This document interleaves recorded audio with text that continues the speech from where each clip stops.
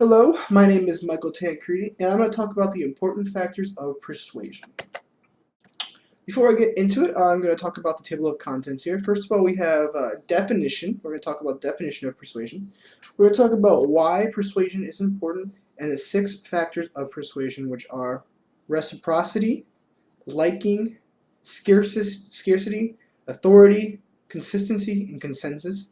Then we'll have a small summarizing paragraph about what we talked about. Now, the definition of persuasion by the dictionary has three different definitions here, but the one that I highlighted in yellow is what I thought was pretty important, and basically it's an opinion held with complete assurance. And if you have complete assurance, you should be able to persuade somebody to take that product because they should have complete assurance as well. Some of the reasons I thought that persuasion could be important is, well, it helps promote ideas, so it helps further our world and our technology. For example, like the iPhone, which we'll get into a little later on. And throughout our lives, everybody's going to have to persuade one person or another, especially when you have to go for a job. You have to persuade the employer to pick you as an employee. And persuasion is a very important part of life, and it can help better a person's future. Now, the first thing here is reciprocity, the first factor. And the definition of reciprocity from the dictionary is the practice of exchanging things with others for mutual benefit. Basically, it's in the business world, it's asking for favors and partnerships that could help in the long run. Example here I have here is a paper company could give a newspaper business a high discount for paper. In return, the company will supply them free newspapers. That's just a simple definition. The next thing is liking. Liking is kind of pretty self-explanatory. By the definition, it's the preference, inclination, or favor. So something that someone will favor and like. What is it? It's the person who is persuading the others needs to show a liking in the product or the service that they are trying to promote in order for the company to like it as well. So you have to like the product and make someone else like the product as well. An example is, in order to get a company to like the product or service, they need to like it as well, which I just explained. It's very self-explanatory. The what is it and the example are kind of the same exact thing, but it gives us the general idea of what liking means. Scarcity. The definition by the dictionary is a state of being scarce or in short supply, so shortage. So basically, it is something that a customer would want more because there's less of it. For example, here back I don't know, 10 years ago when the iPhone came out, this was very scarce. There wasn't a iPhone available in the market, so it was very when it came out, it was easy to market that because it was a scarce technology.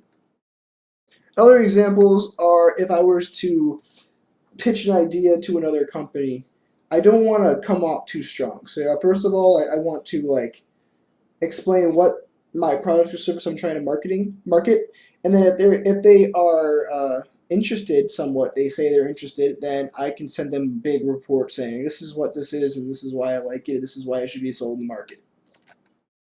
Authority. Authority is another self-explanatory factor here, but it's when people follow the lead of experts. Now, authority can already be developed within a company. For example, the iPhone nowadays, I mean, they come out with the iToot, I don't know, some other different name of the phone, but people will buy it because they have authority over the market because everyone knows they are. They're experts in that field. Same thing with the Samsung Galaxies and all that. But basically, that's the definition is that people follow experts, and what is it is the authority takes time to develop if a company keeps proving itself time and time again to develop that authority. So basically, if a company keeps proving themselves and they're getting ahead in the market, they're going to get authority. A good example is a person. This is something that can come from authority. Can also come from someone who is not known in the market. For example, the example here. If I was persuading to sell the new root beer 2.0 soda and I had a great sales pitch, that can develop authority. Consistency, another self-explanatory factor. Definition by the dictionary is conformity in the application of favoring something, typically in which is necessary for the sake of logic, accuracy, or fairness. It's in blatant terms, basically what it is its commitment. My example is constantly backing the product and keeping how you think about that product or service throughout time. Like at first, maybe 12 years ago they promoted the iPhone idea, but they're like, no, the technology is not there. I like the idea, but it's not. We're just not ready for it. But Apple just kept on pushing it and pushing it and pushing it. Eventually, because of their consistency, they were able to get that iPhone in the market, and the technology was obviously developed. The next one is consensus. This is this could be a good thing and a bad thing, but it's majority of opinion or a general agreement. When I think about this, I think about groupthink, but that's just the negative of it. It's what is it? It's when everyone agrees on and are on the same page with a product or service. So a good example is if you're sitting in a room full of marketers and you can't figure out a new product for business A, then and then someone just randomly comes up with an idea. Let's make a pencil that lights up, even though it's already been made. And since everybody cannot think anything else to market, they might all agree with that product. But at the same time, if it sparks an interest, it can also create more conversation and develop more ideas for the marketing aspects of selling a product or service, especially when you're talking to another company.